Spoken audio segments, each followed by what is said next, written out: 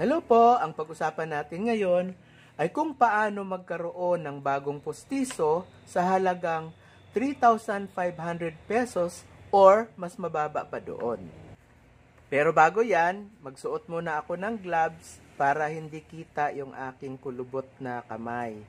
Kasi kung ang kamay lang ay postiso na pwedeng palitan, ay pinalitan ko na sana ng mas makinis.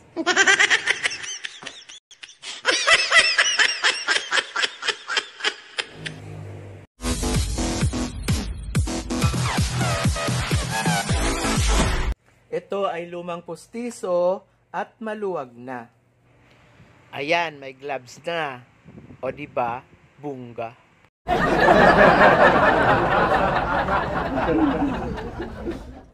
Kung kayo ay may lumang postiso at maluwag na, ang tendency is magpapagawa kayo ng bago, di ba?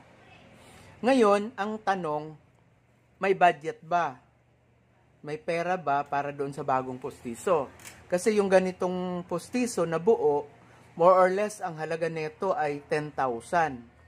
Maluwag na siya. Merong mga dahilan kung bakit lumuluwag ang postiso. Unang-una, bakit lumuluwag ang postiso? Kasi siguro nung ginawa yung postiso nyo ay bagong bunot. Bagong bunot siya. Kaya yung naghilom na yung sugat, maluwag na siya. Pangalawa, kaya lumuluwag ang postiso kasi baka matagal na siya. Kasi habang tumatagal ang postiso, nagre-recede ang gum, kaya lumuluwag ang postiso, lalong-lalo na sa baba. Ngayon, pupunta tayo kay dentista kasi nga magpapagawa tayo ng bago dahil maluwag na nga yung ating postiso.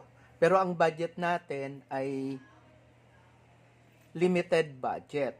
Wala tayong 10,000 para sa bago. Ngayon, ano ang gagawin mo? Ano ang sasabihin mo sa dentista para magkaroon ka ng murang postiso? Pag pumunta ka kay dentista at sabihin mo magpagawa ka ng postiso, ang una sasabihin ni dentista ay gawan ka ng bago. Okay? Pangalawa na pwedeng gawin ay palitan itong base. Itong pink na to, papalitan. Tapos yung ngipin, i-preserve at yun pa rin ang gagamitin doon sa bago mong postiso. Ang tawag doon, rebase. Papalitan ang base. Ito kasi yung base, papalitan. So, rebase ang tawag doon. At ang pangatlo na pwede natin gawin ay yung reline. Since maluwag lang siya, pwedeng i-reline.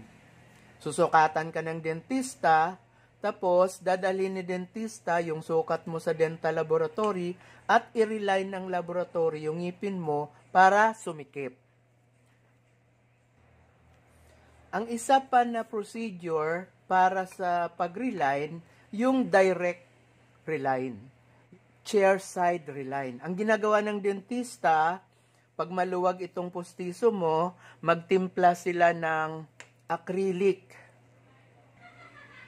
At ang pangatlo, kung bakit lumulawag ang postiso, ay kung mayroong binunot na ngipin.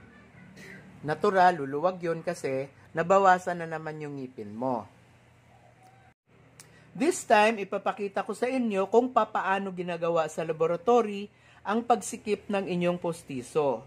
Okay? Maluwag na yung postiso, nalalaglag. So, ang gawin sa laboratory doon sa sukat ni dentista, magtitimpla si technician ng powder. Acrylic powder.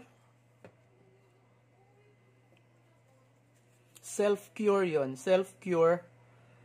Ayan. And then, lalagyan ni technician ng self-curing liquid.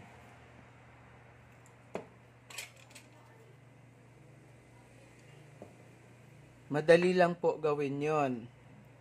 Ayan, titimplahin lang.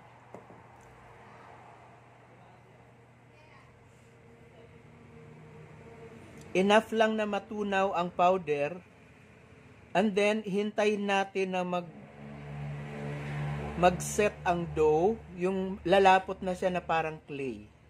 Di ba yan malabnaw pa? So, hintayin natin na lumapot na parang clay at ilalagay natin dito mamaya. Habang hinihintay natin na lumapot yung mixture, lagyan natin dito ng liquid para kumapit yung mixture. Pero bago yan, kaskasan muna natin yung pinaka-base ng denture, yung pinakangala-ngala.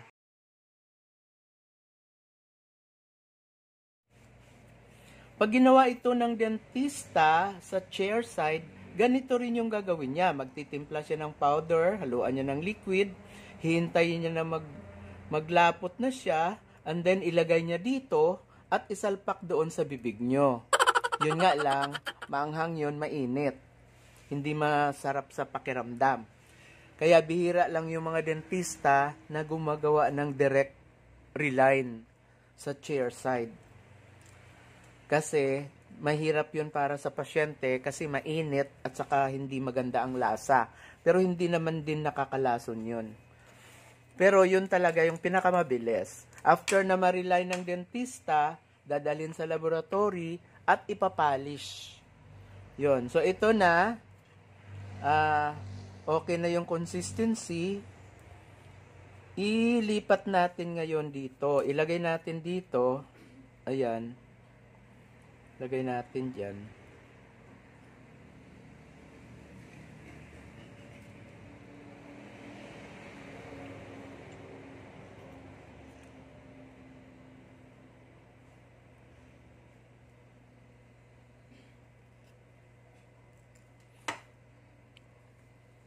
Yan, ilagay natin. Medyo diin-diin, ganyan. At ilagay na natin dito sa sukat. Idiin lang natin ganyan. Ayan. Pinapakita ko lang po sa inyo ang procedure. Pero hindi po pwede i-DIY ito. Kasi kailangan ng special instrument para gawin ito. Ngayon, tanggalin natin yung mga excess. Kasi pag tumigas yan, mahirap nang tanggalin. Kaya habang malambot pa, alisin na natin. Ang ibig sabihin ng self-cure ay kusang tumitigas yung mixture kahit hindi pakukuluan. Ganyan lang po kasimple ang procedure sa laboratory pag nag-reline. Kung ang self-curing ay kusang tumitigas, ang heat curing naman ay hindi siya titigas kapag hindi pinakuluan. Ayan, tanggalin natin habang malambot pa. Para less effort mamaya pagbasbas. Ayan. See? O, yan na. Mamaya lang, pagtigas neto, mga 20 minutes, titigas na yan. Aanuhin na natin. Pakikinisin, ipapolish, at pwede nyo nang isuot. May bago na kayong postiso. O, diba? Masaya.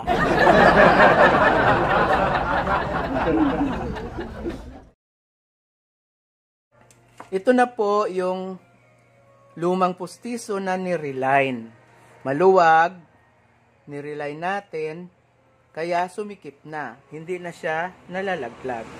Masikip na siya, hindi na siya basta-basta matatanggal.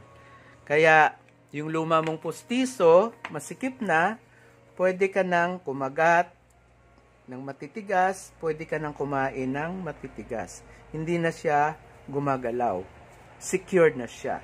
Now, this is ready. Ipapolish na lang yan at pwede nang isuot sa pasyente. Okay? Mahirap ang buhay ngayon. Mahirap maghanap ng pera. Pero wag mawala ng pag-asa. Dahil hanggat buhay tayo at malakas ang ating pangangatawan, maraming oportunidad para magkapera tayo. Para maging masaya, ngumiti at ipakita ang ating bagong magandang postiso. Yay!